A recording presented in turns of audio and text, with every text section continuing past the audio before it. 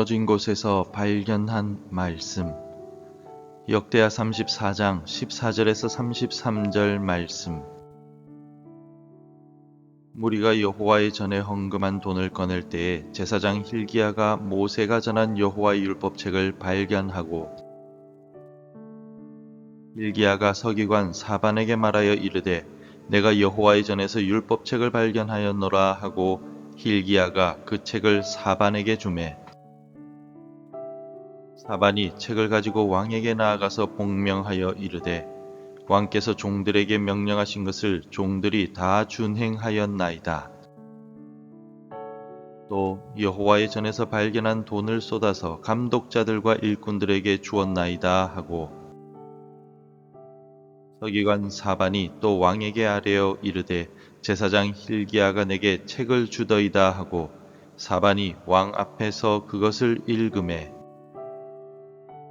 왕이 율법의 말씀을 듣자 곧 자기 옷을 찢더라. 왕이 hil기야와 사반의 아들 아히감과 미가의 아들 압돈과 서기관 사반과 왕의 시종 아사야에게 명령하여 이르되 너희는 가서 나와 및 이스라엘과 유다의 남은 자들을 위하여 이 발견한 책의 말씀에 대하여 여호와께 물으라. 우리 조상들이 여호와의 말씀을 지키지 아니하고 이 책에 기록된 모든 것을 준행하지 아니하였으므로 여호와께서 우리에게 쏟으신 진노가 크도다 하니라. 이에 hil기야와 왕이 보낸 사람들이 여선지자 훌다에게로 나아가니 그는 하스라의 손자 독핫의 아들로서 예복을 관리하는 살룸의 아내라. 예루살렘 둘째 구역에 살았더라. 그들이 그에게 이 뜻을 전하매 훌다가 그들에게 이르되 이스라엘의 하나님 여호와께서 이같이 말씀하시기를 너희는 너희를 내게 보낸 사람에게 말하라 하시니라. 여호와께서 이같이 말씀하시기를 내가 이곳과 그 주민에게 재앙을 내리되 곧 유다 왕 앞에서 읽은 책에 기록된 모든 저주대로 하리니 이는 이 백성이 나를 버리고 다른 신들에게 분향하며 그의 손의 모든 행위로 나의 노여움을 샀음이라. 그러므로 나의 노여움을 이곳에 쏟음에 꺼지지 아니하리라 하라 하셨느니라. 너희를 보내어 여호와께 묻게 한 유다 왕에게는 너희가 이렇게 전하라. 이스라엘의 하나님 여호와께서 이같이 말씀하시기를 내가 들은 말을 의논하건대 내가 이곳과 그 주민을 가리켜 말한 것을 내가 듣고 마음이 연약하여 하나님 앞 곧 내 앞에서 겸손하여 옷을 찢고 통곡하였으므로 나도 내 말을 들었노라. 여호와가 말하였느니라.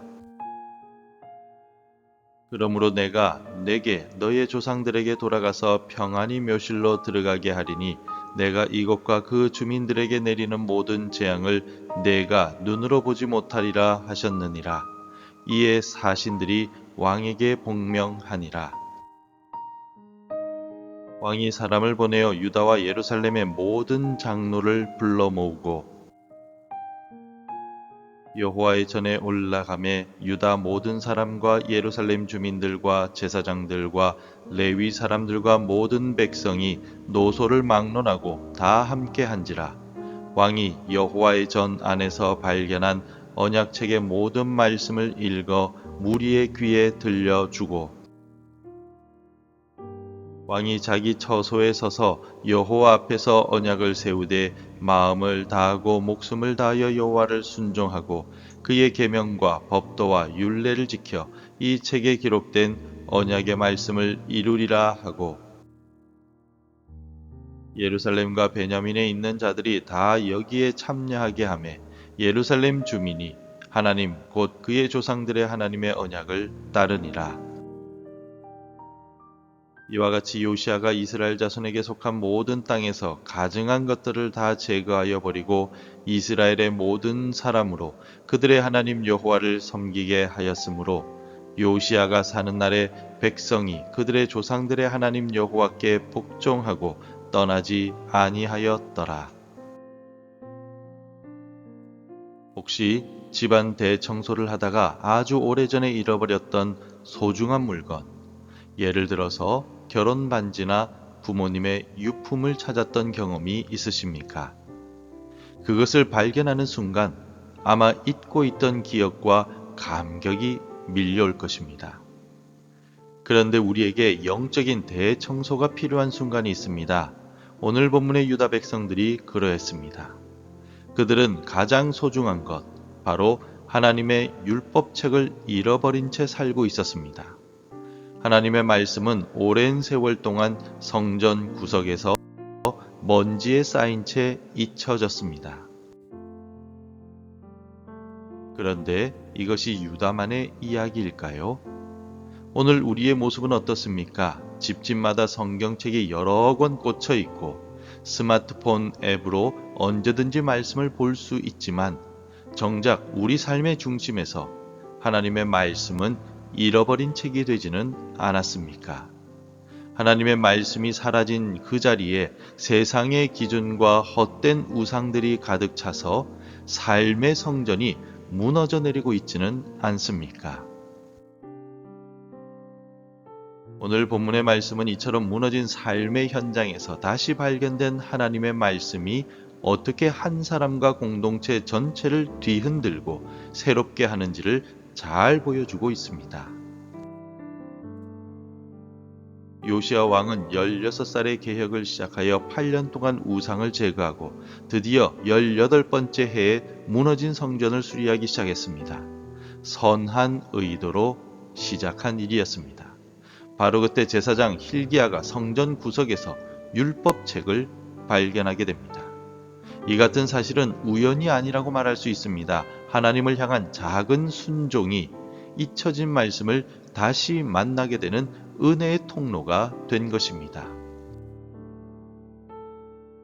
그런데 본문을 가만히 보십시오. 서기관 사반이 왕 앞에서 이 율법책을 읽어줄 때 왕의 반응이 어땠습니까? 19절 말씀입니다. 왕이 율법의 말씀을 듣자 곧 자기 옷을 찢더라. 말씀을 발견한 기쁨에 잔치를 벌인 것이 아닙니다. 옷을 찢었습니다. 옷을 찢는다 라는 뜻의 히브리어 카라 라는 말은 극도의 비통함과 절망을 표현하는 행동입니다. 왜 그렇습니까? 하나님의 말씀의 거울 앞에 서니 그동안 보이지 않던 자신과 백성들의 끔찍한 죄악, 그리고 그로 인한 하나님의 무서운 심판이 비로소 보였기 때문입니다. 성도 여러분, 진짜 말씀과의 만남은 달콤한 위로 이전에 아픈 찔림으로부터 시작이 됩니다. 하나님의 말씀은 먼저 우리가 얼마나 절망적인 죄인인지, 얼마나 하나님의 기준에서 벗어나 살았는지 적나라하게 보여주시기 때문입니다. 이것이 복음의 첫 번째 단계입니다. 율법의 정죄 앞에서 요시야가 옷을 찢었듯이 오늘 우리도 하나님의 말씀 앞에서 우리의 마음을 찢어야 합니다. 주님, 내가 죄인입니다. 나에게는 더 이상 소망이 없습니다. 이 같은 절망의 고백까지 내려가야 합니다. 그리고 바로 그 자리에서 이 율법의 모든 저주를 대신 짊어지시고 십자가에서 몸이 찢기신 예수 그리스도를 바라보게 되는 것입니다. 여러분의 먼지 쌓인 성경책을 다시 펼쳐보십시오. 그 말씀이 우리의 안일함을 찌르고 죄를 폭로할 때 절대로 피하지 마십시오. 그것이 바로 회복의 시작입니다. 옷을 찢은 요시야는 신하들을 여선지자 훌다에게 보냅니다. 이 말씀이 정말 사실이냐? 우리는 이제 어떻게 해야 하느냐라고 질문합니다. 이 질문에 대한 훌다의 예언은 두 가지였습니다. 첫 번째, 심판은 확정되었다. 이미 엎질러진 물입니다. 죄악이 너무나 컸습니다. 두 번째는, 그러나 요시야 왕 당신에게는 긍휼이 임할 것이다 라는 말씀입니다. 당신은 조상들과 달리 평안히 눈을 감을 것이며 이 재앙을 보지 않을 것이다 였습니다. 왜 요시야가 예배가 되었습니까? 하나님께서는 27절에서 그 이유를 정확하게 말씀하십니다. 27절을 우리 함께 읽겠습니다. 내가 이곳과 그 주민을 가리켜 말한 것을 내가 듣고 마음이 연약하여 하나님 앞 곧 내 앞에서 겸손하여 옷을 찢고 통곡하였으므로 나도 내 말을 들었노라 여호와가 말하였느니라. 27절의 핵심은 두 단어입니다. 부드러운 마음 그리고 겸손입니다. 요시아의 조상 므낫세는 마음이 완악하여 하나님의 말씀을 거부했지만 요시아는 그 마음이 연약하고 부드러워서 말씀이 들릴 때 즉각 반응하였습니다.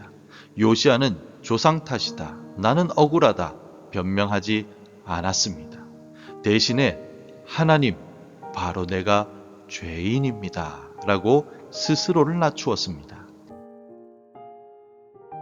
하나님은 우리의 위대한 업적이 아니라 하나님의 말씀 앞에 깨지고 부서지는 부드러운 마음을 찾으십니다. 우리의 마음은 본래 돌같이 굳어 있었습니다. 내 힘으로는 부드러워질 수가 없습니다. 그러나 십자가에서 나를 위해 피 흘리신 예수 그리스도의 사랑이 우리 마음을 녹일 때 성령께서 우리의 굳은 마음을 기경하여 부드러운 마음으로 변화시킬 때 우리는 비로소 심판이 아닌 긍휼의 대상이 될 수 있습니다. 오늘 말씀 앞에서 여러분의 마음은 어떠합니까? 여전히 굳어 있습니까? 아니면 부드럽게 반응하고 있습니까? 울다에게 긍휼의 약속을 받은 요시아는 다행이다, 나만 구원받았구나 하고 끝나지 않았습니다. 그는 즉시 유다와 예루살렘의 모든 장로와 백성, 높고 낮은 사람을 막론하고 전부를 성전으로 소집합니다. 그리고 그들 앞에서 다시 율법책을 읽어줍니다. 그리고 31절에서 왕이 백성들 앞에서 언약을 세웁니다. 왕이 자기 처소에 서서 여호와 앞에서 언약을 세우되 마음을 다하고 목숨을 다하여 여호와를 순종하고 그의 계명과 법도와 율례를 지켜 이 책에 기록된 언약의 말씀을 이루리라 하고. 진정한 개혁은 나 혼자의 결단으로 끝나지 않고 우리 공동체의 순종으로까지 나아갑니다. 요시아는 백성들도 이 언약에 참여하게 하였습니다. 신앙은 개인적인 고백이지만 결코 사적인 취미가 아닙니다. 우리는 함께 부름받은 언약 공동체이기 때문입니다. 이것이 바로 교회의 본질입니다. 예수 그리스도께서는 자신의 피로 새 언약을 세우셨습니다. 우리는 그 피로 맺어진 새 언약 공동체입니다. 나 혼자 은혜 받고 끝나는 것이 아닙니다. 우리 가정이, 우리 구역이, 우리 교회가 함께 말씀 위에 서서 마음을 다하고 목숨을 다하여 주님을 따르기로 결단해야만 합니다. 잊혀진 말씀을 다시 중심으로 가져와서 우리의 깨어진 관계와 무너진 삶의 영역들을 함께 개혁해 나가야 합니다. 요시아의 개혁은 위대했습니다. 요시아가 살아있는 동안에는 백성이 그들의 조상들의 하나님 여호와께 복종하고 떠나지 아니하였더라라고 33절에 기록될 정도였습니다. 하지만 역사는 분명히 기록합니다. 그가 죽자마자 유다는 다시 끔찍한 우상 숭배로 돌아갔고 결국 멸망했다라고 말입니다. 요시아의 찢어진 옷과 백성들의 결단은 불완전했습니다. 그러나 여기에 우리의 소망이 있습니다. 우리의 구원은 요시아처럼 내 옷을 찢는 결단에 달려있지 않습니다.